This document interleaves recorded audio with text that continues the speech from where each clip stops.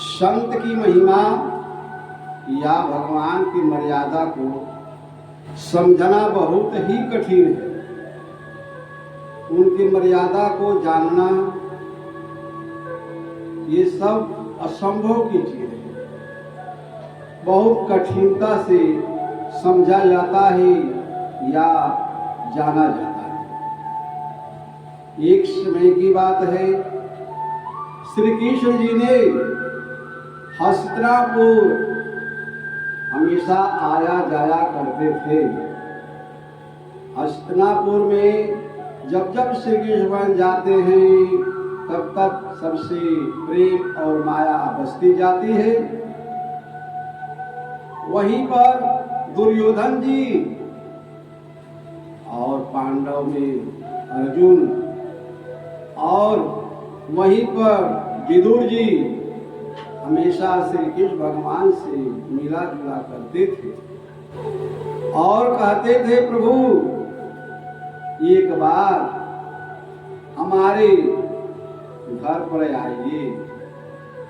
ये ममता, ये स्नेह, ये प्रेम विदुर जी का था कि प्रभु हमारे घर अवश्य आएंगे। ये श्रद्धा से और इस प्रेम से वह हमेशा प्रभु को ध्यान में रखते थे और रात दिन उनका सोना जागना प्रभु के शरण को देखते रहते हैं, कब प्रभु जी आएंगे। तो श्री कृष्ण भगवान कई बार हस्तिनापुर में गए, लेकिन वादा पर वादा करते गए और कभी उनके घर पहुंचे नहीं। तो उनका स्नेह जो ऐसा ही लगा रहा।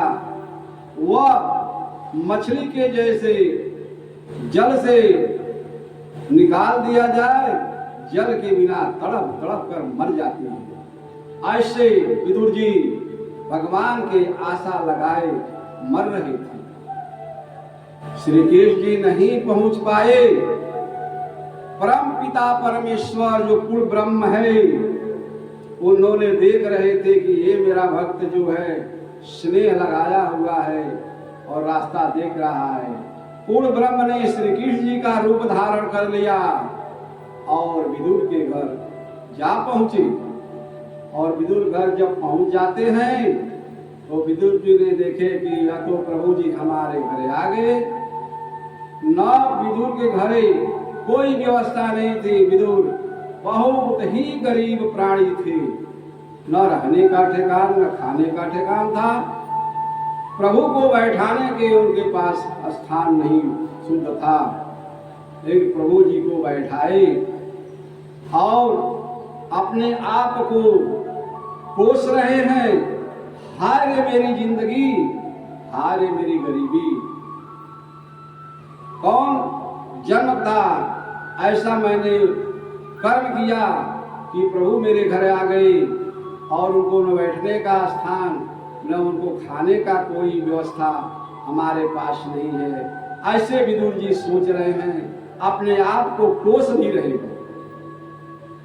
तो प्रभु जी अंतर्यामी वह देख रहे हैं कि इनके पास कोई व्यवस्था नहीं है, लेकिन प्रभु जी कह रहे हैं, साधु भूखा भाव का, धन का भूखा नाही, जो धन का भूखा फिरे वह साधु नाई। जो धन के प्यासे हैं उन्हें संत नहीं कहा जाता। जो भाव के भूखे हैं, प्रभु श्री राम श्री कृष्ण जी उनके घर विदुर के नहीं पधारे। पूर्ण ब्रह्म संत रूप जो है वह श्री कृष्ण जी को रूप धारण करके विदुर घरे जाते हैं और मृत को स्नेह और ममता को उनको पूर्ण करते हैं। तो उन्हें लोभ नहीं, वह भाव के भूखे हैं। विदुर के घरे जा करके प्रभु जी ने साग, मिट्टी के बर्तन में साग, अलोना साग खाए जिसमें नमक नहीं पड़ा था। प्रभु उनके साग को चाव से खाए और बड़ा स्वादिष्ट है। ये प्रेम है, यह भाव है। तो साधु भूखा भाव का, धन का भूखा नाय, जो धन का भूखा फिरे वह साधु